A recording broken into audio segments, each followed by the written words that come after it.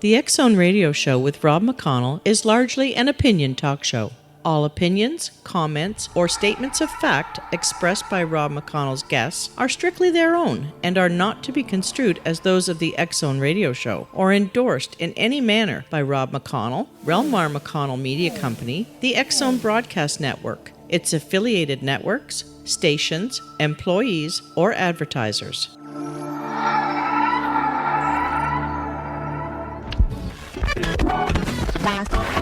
All Hit Radio.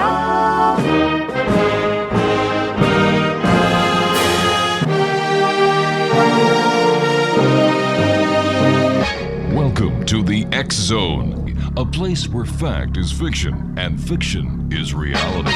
Now, here's your host, Rob McConnell. And welcome to the X Zone, everyone. My name is Rob McConnell, and for the next 4 hours, I'm your host and your guide as together we cross the time-space continuum to this place that I call the X Zone. It's a place where people dare to believe and dare to be heard. It's a place where fact is fiction and fiction is reality. The X Zone comes to you Monday through Friday from 10 p.m. Eastern until 2 a.m. Eastern, right here on the Talkstar Radio Network, X Zone Broadcast Network, UK High Definition Radio, Euro High Definition Radio, Star Cable, and our growing family of broadcast affiliates right across Canada, the United States, Central America, the Caribbean, South America, the Pacific Rim, Asia, Africa, and Europe. Worldwide toll-free, 1-800-610-7035. Email xzone@xzoneradiotv.com. On MSN Messenger, xzoneradiotv at hotmail.com, and our website, www.xzoneradiotv.com.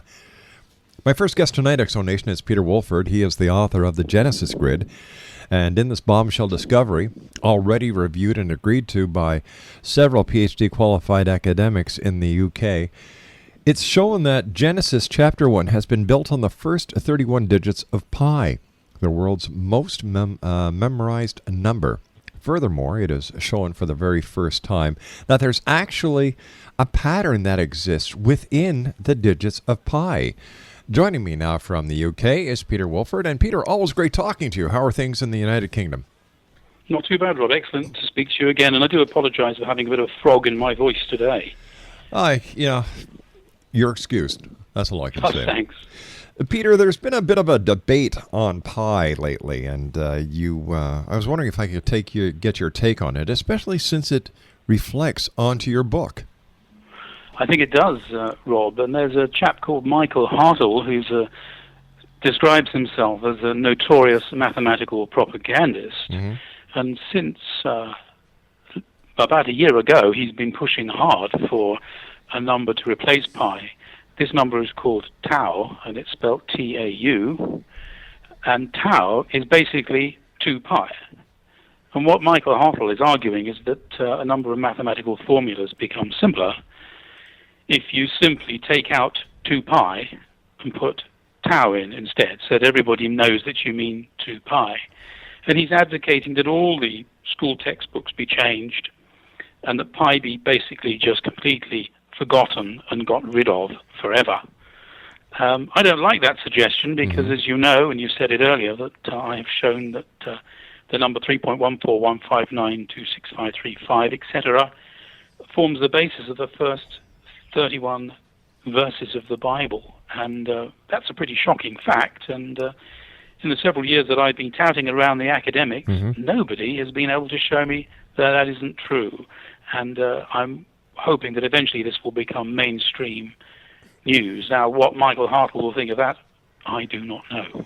Now, everyone realizes that academia does not change anything overnight, that even though Christopher Columbus did not discover North America, according to the history books, he still did. So why does this guy think that it's going to change so simply in the world of mathematics from pi to tau? It's remarkable, especially that pi is the most popular number in the world and people have memorized it. I don't see them switching to tau. Furthermore, not all formulas look simpler by eliminating 2 pi, because there are some formulas, like the surface of a globe, for example, yes, where pi appears on its own. So he's not right on that. And I don't know where this hostility comes from, but it's strange that it comes out just when my book does. Coincidence? Let's talk about this when we come back from this commercial break. Who knows? Yeah. Peter Woolford's our special guest. He is the author of the Genesis Grid, www.genesisgrid.co.uk. My name is Rob McConnell. This is the X Zone, and Peter Woolford and I will be back on the other side of this commercial break as we continue investigating the world of the paranormal and the science of parapsychology and all topics in between here in the X Zone. Don't go away. We'll be right back.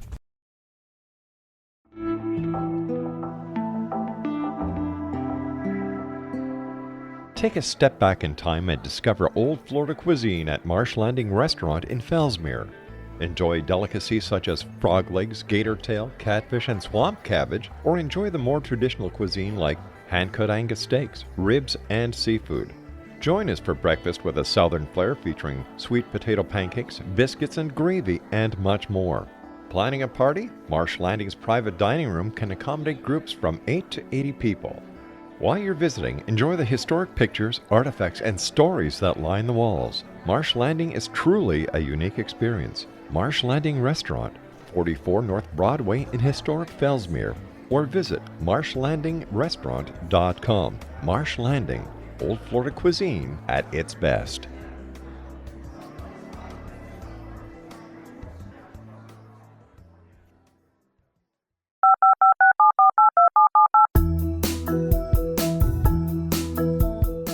Did you know that when you're on the road with limited data or Wi-Fi, you can still listen to the X Zone radio show with Rob McConnell, The Science of Magic with Gwilda Wiyaka, X-1, Dimension X, Space Patrol, and every minute of the X Zone broadcast network by calling 213-401-0080, courtesy of Audio Now. No smartphone, app, or internet needed. It saves your data plan and it's free if you have unlimited minutes.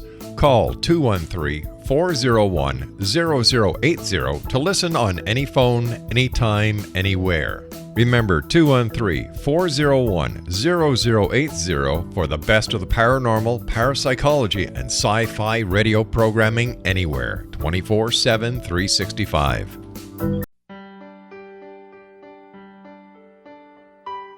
We all desire health, happiness, and fulfillment, but often get in our own way. Repeated patterns that leave us out of control can keep us feeling powerless, frustrated, and unable to move forward in spite of our best efforts. Unconscious patterning disconnects us from our gifts, often destroying the very thing we seek. But there is an answer. We can take charge of our destiny and heal the trauma of our history. Shamanism is an effective ancient modality that can reconnect us with our true selves, empower the creation of our dreams, and return us to health and balance. Cody Alexander is a certified shamanic practitioner and teacher with 11 years experience. Email healingpathways33@gmail.com or visit codyalexander.net to schedule a long-distance shamanic session today.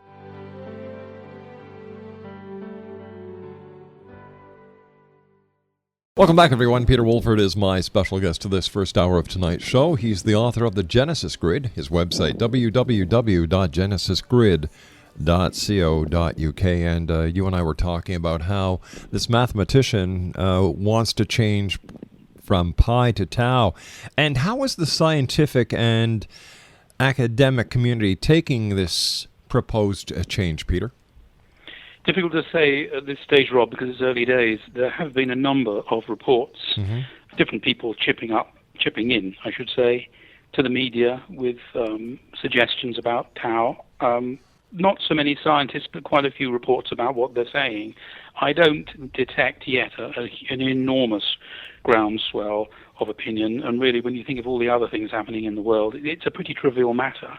It just fascinates me that it comes up when my book comes out, that's all. Not that I'm suggesting these people have necessarily read it. I'm sure they probably haven't. The book is not yet particularly well known. But it is nonetheless, I'm inclined not to believe in coincidence in these matters.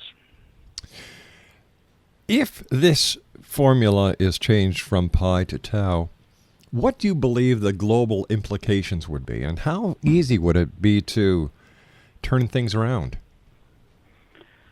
I don't really think it has any global implications other than the fact that it would serve to possibly obscure the discovery that Genesis chapter 1 is built on pi. But of course, to be fair, that is still not well known. My claims are not well known. I have not been on the mainstream media. And this, as a self-published book, is obviously one that is selling steadily, but at a steady low level. My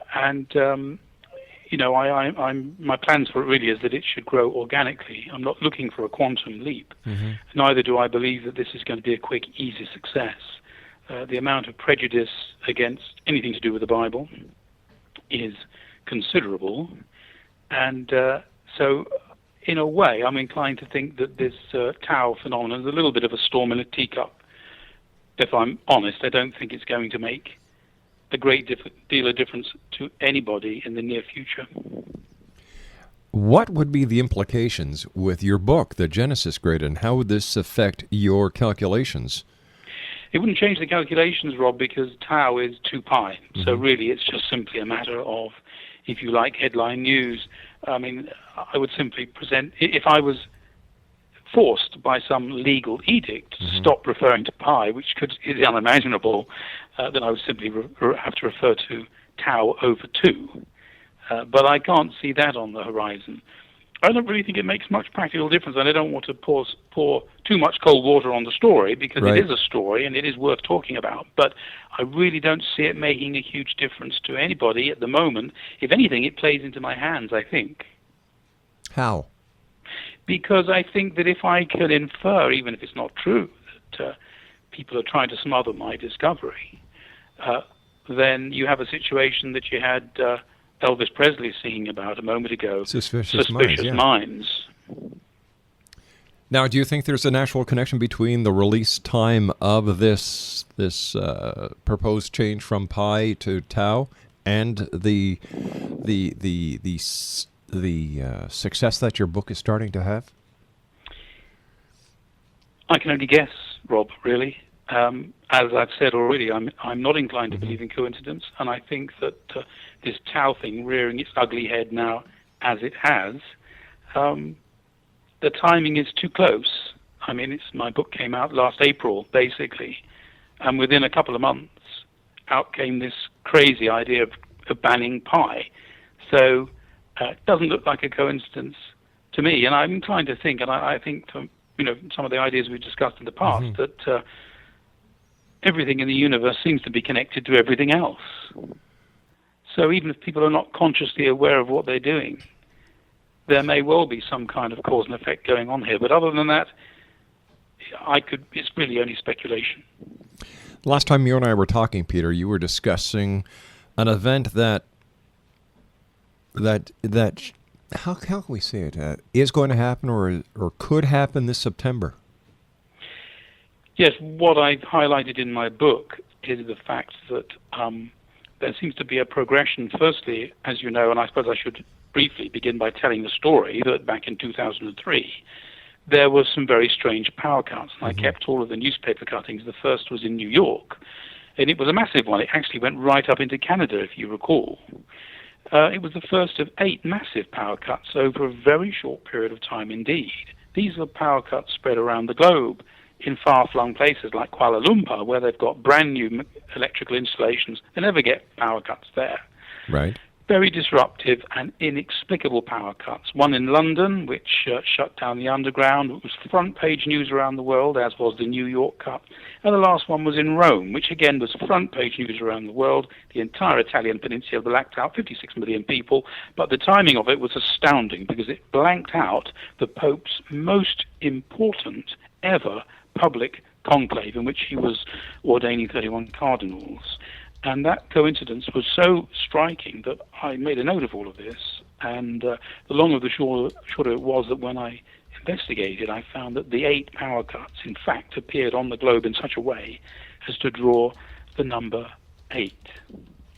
And that leads to the comment you've made that there might be something coming up. Now, what I extrapolated was this, that the last of those 8 power cuts fell on a day which is actually biblically highly significant. It's called the Day of Trumpets, and it is the central point of a simple set of 7 days, which are given in the New Testament, Old Testament, and they reoccur in the New. So they're across the whole Bible. And these form a program of religious observance. The central point is all the points on this system are actually determined by the Hebrew calendar, not the Roman calendar that we have today. So the point is that in fact this power cut on the Pope was right at the center of that pattern, which was a date in September 2003. The funny thing was that 4 years later, when people started queuing up for their money outside the Northern Rock Building Society, that happened exactly according to the calendar system, the Day of Trumpets, exactly 4 years later. And it even happened in the night. And people were queuing in the dark before the shop opened. So it was actually at exactly the same time as the Pope's power cut. That went on to be the catalyst for the history's greatest financial disaster, greater than the Great Depression. And that's what Charles Bean said, deputy head of the Bank of England. And it's also what the Fed guy, Ben Bernanke, said recently too, that it was even bigger than that. So when I saw that occurrence, Rob, when I saw that there was exactly a 4-year gap between the two, immediately I thought, aha, maybe those 2 points form equidistant nodes, the first two of a set of 3 equidistant nodes which lay out a pattern of 8 over 8 years of time. Wow. If that's intelligible. Is that a clear explanation? Yeah, it definitely is, Peter. It definitely is. Yeah. So taking those 3 nodes, and if you were thinking to yourself, oh, I want to send a sign to somebody, I want to create a pattern in time, how would you do that? If you were out to create a pattern in time of 8, surely you'd use 8 months or 8 years, and you would have 3 equidistant nodes. On that basis, this September, the 29th, perhaps something will happen to complete the pattern. But if it does, it has to involve the same theme as before, which in fact was fraud and deception. Fraud and deception at the Vatican, fraud and deception involved with the financial crash. That was the root cause of it. So I would be looking for the same thing. I would be looking for fraud and deception, worldwide front page news, something being presented perhaps as something that it's not, perhaps some political development, diplomatic development, economic development. Now, in the Genesis grid, was there any mention or any notice of what is happening in the U.S. today with the debt deal that was just passed earlier today, how it's affecting the fall of the stock market, the uncertainty, and what looks to be the fall of the United States? Yeah, the book talks about the Germans. There's a chapter about the Germans, in fact, which suggests strongly that they are the modern descendants of the ancient Assyrians, the world's most warlike nation, and that they will once again attempt to assert themselves on the international scene. And my speculation has been all along that the Germans will supplant America as the number one nation. I think they already have, by default. And I've got here today's Times newspaper. It says, "The Humbling of America," that's the headline. It says, Vladimir Putin, Russian Prime Minister, accuses the Americans of living like parasites off the global economy. Fairly strong language. Very strong. Very strong. Yeah. What is the general feeling amongst the people in the United Kingdom who are looking and seeing what is happening in the United States? What does the man on the street have to say about it? Or is it a non-event, basically? I wouldn't say it's a non-event, and I think our own market, if yours is tumbling, for the U.S. market, that is tumbling, our own will be as well. People are very worried about the economy over here, and house prices have been quite subdued for a long time now in this country, which is unusual, partly because of anxiety at what's happening to the world economy. A lot of people are talking about gold and buying gold, which they don't normally do. There's a lot of fear and tension in Europe and in this country. And really the epicenter of their fear and tension is not so much the euro, although that has been, but what the heck is going on with America? It's looking to be an ungovernable country, hopelessly polarized between the rich and the poor, and between the bohemian liberals of San Francisco and the hard-nosed sort of right-wing religious, we're saved, you're not kind of people who are okay, they've got some good points. They're against tax increases. Peter, stand by. We've got to take our news break. We'll be back on the other side of this break as we continue here in the X Zone with Peter Woolford. Don't go away. Okay. This is the X Zone Broadcast Network, broadcasting worldwide on broadcast affiliates and satellite program providers, including CNN Broadcast Network, Sirius Satellite Network, Star Media, Good News Radio Network, Angel Broadcast Network, Wiki Broadcast Network, and WPBN TV. For more information on the X Zone Broadcast Network, visit us at www.xzbn.net.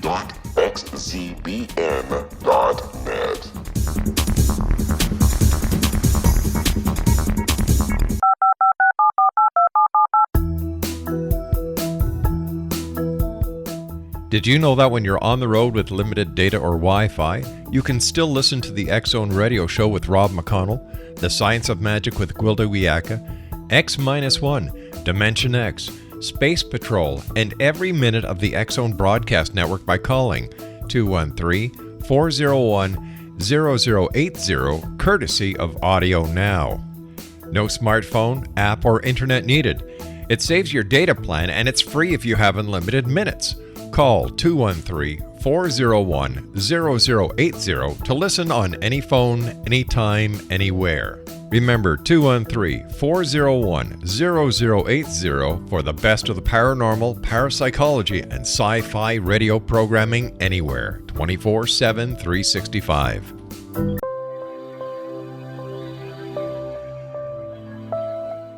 There's a legend shared by many indigenous cultures of a time when the nations were cast to the four corners of the world. Each nation was given a body of sacred knowledge that held a different portion of the truth to preserve. True reality could not be known until all the nations reunited, combining the information. If a single one was missing, the world could not be reborn and darkness would prevail. The Science of Magic Radio is dedicated to reuniting the sacred knowledge. With the understanding, none of us has all the answers, but together we can open new perceptions and possibilities. Through our combined vision, the world can be reborn into a place where darkness no longer prevails. Join me, Gwilda Wiyaka, and the Science of Magic daily on the X Zone Broadcast Network, xzbn.net, or visit us at thescienceofmagic.net.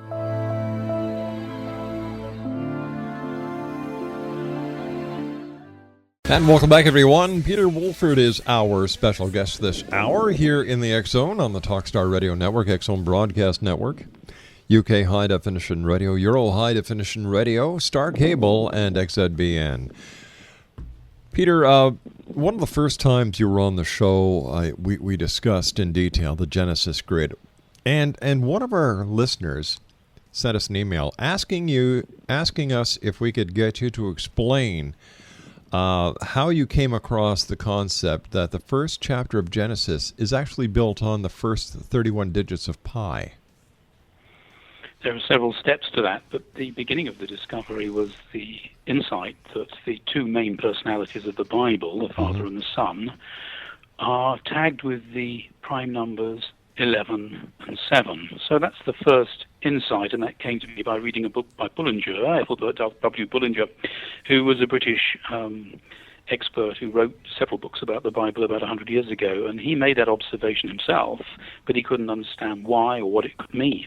What I did was I showed that it is actually explained by the fact that the sun and the moon are both also tagged with the numbers 11 and 7. And in so doing, there is in fact a secret structure to the Bible which consists of this grid of 6 numbers called the Genesis grid. I called it the Genesis grid. So that was the first thing that I had to discover. But then when I went to look at pi, the reason I looked at pi, incidentally, was because within the grid, when you look at the way it's laid out, there is the implication of a circle. It's really by way of clues and hints, but it's there. So on the basis of that, I went looking at the number pi, not tau, no, but the number pi. And when I looked at the number pi, I noticed in a book that I bought for about 50 pence in a charity shop on the subject of pi, when the numbers were printed out, the 8s were misaligned, and this was just a printing error. Right. And in the first 31 digits, there's actually 3 8s, and they're misaligned, and they actually, in this book, they were proud of the other numbers. And I thought, that's odd. Someone's got a problem with their printing machine here. But it drew my attention to them. And then when I dwelt on them, I suddenly realized that, in fact, the numbers enclosed by those 8s form 2 sets, which are indicative. And from there, I could see that actually those 31 digits fell into 4 segments. And when I compared them to Genesis 1, I could see that the structure of Genesis 1, with the description of the various things that happen, also naturally falls into 4 segments. And when you compare the two, there's a perfect match. So that's really how it came about. Is there any evidence, Peter, that there is a higher consciousness, a higher awareness within the creation of the Bible than could have ever been thought of or created by people of that time in this planet's history? Is there any proof of alien, for example, intervention or alien assistance? Well, there's no proof of what it is that has inspired it, except to say that when you understand the book as a whole, I think then that gives you a suggestion of what the true answer is. And at the end of my book, I give the 2 scenarios. Is this, on the one hand, are these people deities? Or are they another species that is part of the fabric of the universe? And I show my conclusion. But what I have proved, beyond a shadow of doubt, is that the book itself is inspired, because the Genesis grid pattern appears in 11 places across the Bible. I'll give you one example. One of the things that people are quite interested in is the Tabernacle of Moses, which is a sort of a little hut, really, like a little hut with a fence around it. And this funny little tabernacle with a fence around it, when you look at the dimensions of that, and the numbers of strips of cloth around the outside and the numbers of strips of cloth on the roof, you realize it's the grid. It is virtually the Genesis grid. Well, in fact, it is. I mean, all the numbers of the Genesis grid are represented in that structure. I didn't discover that till 2006. So, but it went into the book. So really, there are so many things like that in the Bible that clearly this grid pattern has been embedded. Now, you might say, well, human beings could have embedded it deliberately. But no, because the thing is that when you see the way in which it's been embedded, you would have had to know the numbers of pi. You would have had to know the digits of pi. And they didn't know it back then. They didn't even have a decimal system in the days of Moses, for example, when Genesis was written. It is humanly impossible that the Bible could have been written purely by human beings. It obviously was inspired by someone or something. Is there any place on this planet where the theorem of the Genesis grid cannot be applied? The theorem? Yeah. Well, when you say cannot be applied, I'm not sure quite what you mean by that, but I will say this, that the grid pattern does appear in a number of places. For example, the laws of music contain it. And if you look at the piano, you'll find that the piano is remarkably similar to the structure of the grid. It contains 88 notes. It has all of the defining numbers of the grid appearing in obvious patterns within the intervals within the piano. Yeah, you know. Another thing is the periodic table of elements, where you'll see silver and gold.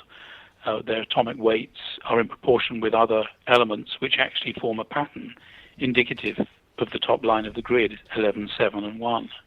That ratio, therefore, actually appears twice in the periodic table of elements. And there are other ways in which there are laws of 11 in the laws of maths that I've shown in the appendix of the book. I've kept some of the really detailed stuff to the back, where people don't have to plow through that if you want to get the main story. But really, the Genesis grid is, it seems to be omnipresent, really. What has the religious religious students, the religious members of the Ministers, clergy. authorities. Yes, exactly. Said about the Genesis grid. They don't like it. I had a review from an American organization. I shouldn't give their name really over the air, but they have a newspaper, and they actually asked me for a copy to review it. Mm-hmm. And their review was extraordinarily hostile, and I think crafted as carefully as possible to prevent me having anything that I could use that would be beneficial. But in fact, there was something beneficial that is quoted on my website, the words popularist hysteria. And I think that really sums up their opinion of the book, which is as far from the truth as it could possibly be. And I've had the book reviewed by 6 PhDs, 2 of whom were outright hostile towards the Bible, but could find nothing wrong with this. And their list of objections will be published in addition to. There are 18 objections they had, 16 of which were completely childish and facile, really, 2 of which were sensible, but the whole lot will be published.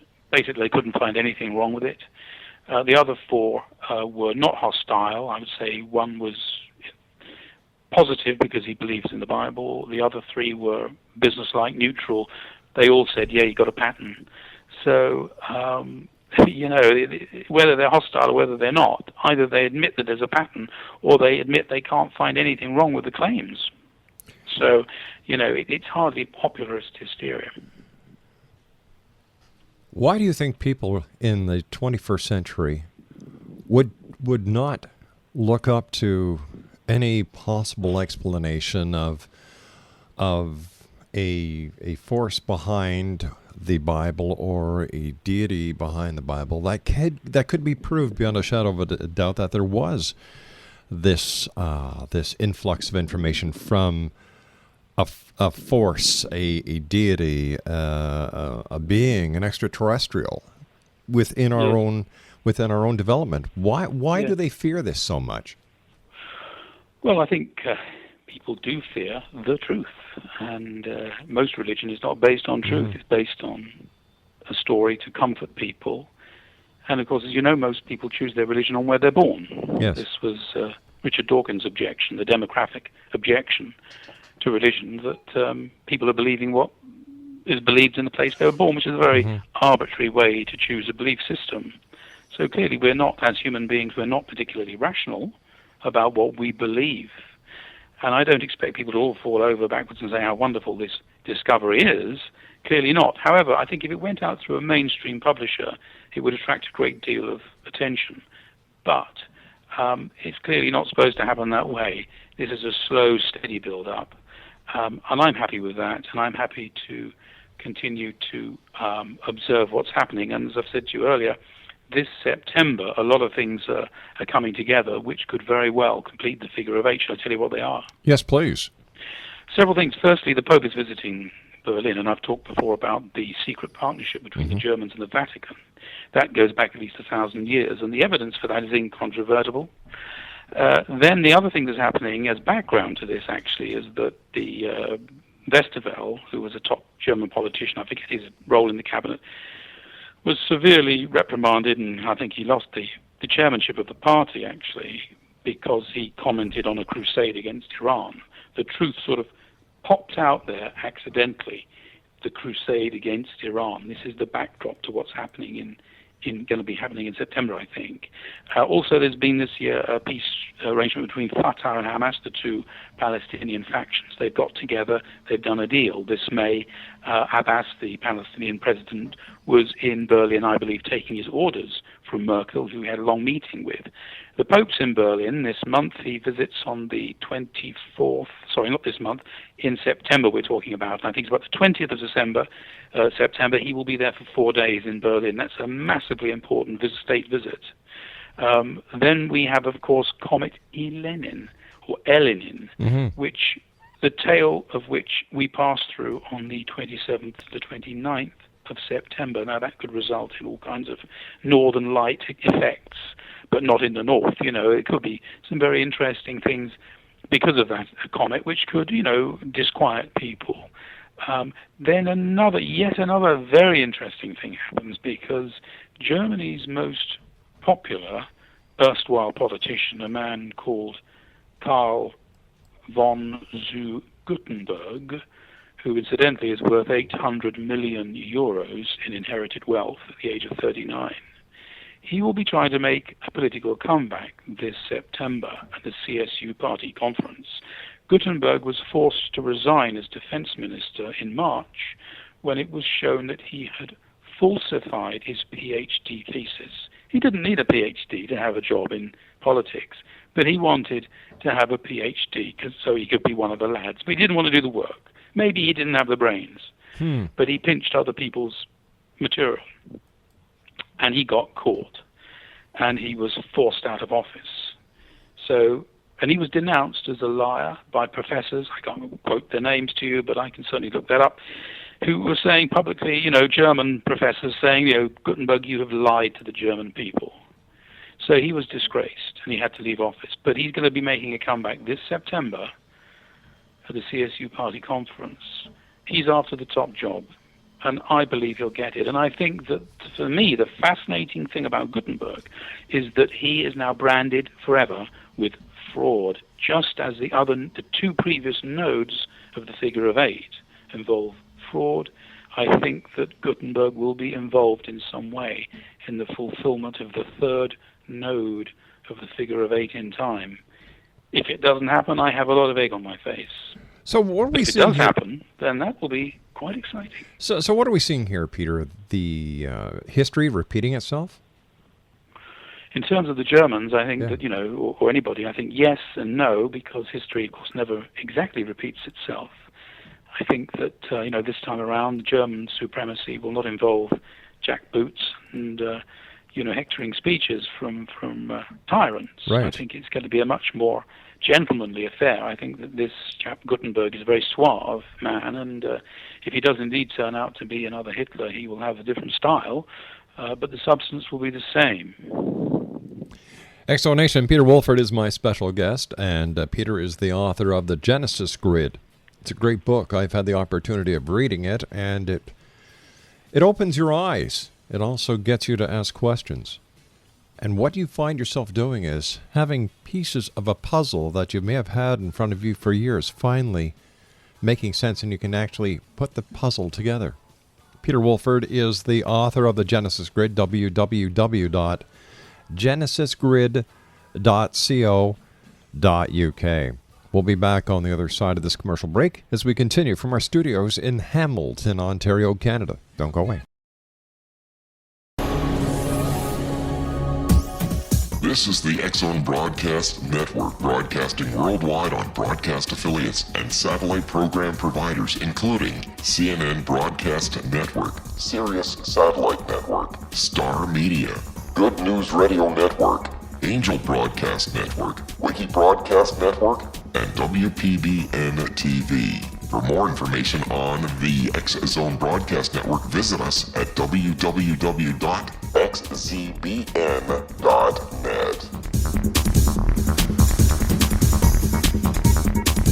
19 Sergeant Central. 19 Sergeant check. Officers on the scene. Hi, I'm Larry Lawson, host of Paranormal Stakeout.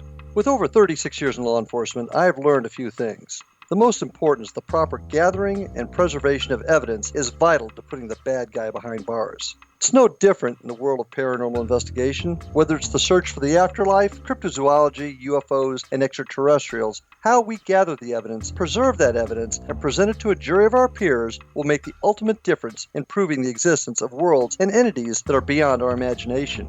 Join me, Larry Lawson, every week on Paranormal Stakeout when, along with my guests, we'll take a journey to prove with indisputable evidence what man has struggled to believe for centuries. Go to xzbn.net for the broadcast schedule and check me out at paranormalstakeout.com.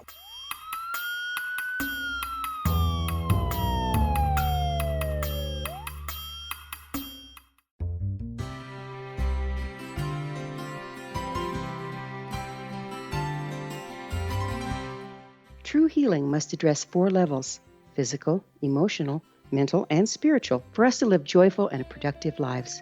We tend to treat 3 of the 4, leaving the spiritual languishing. If you're tired of the same dysfunctional patterns cropping up in your life, soul balancing is for you. Trixie Phelps, owner and founder of Soul Balancing, is a naturally gifted energy healer trained in numerous esoteric forms, including shamanism. Trixie has created a powerful modality that safely and effectively clears your energetic field. A soul balancing session can remove interference, heal trauma, and restore your hope. Contact Trixie for a life-changing long-distance session today, www.soulbalancing.world.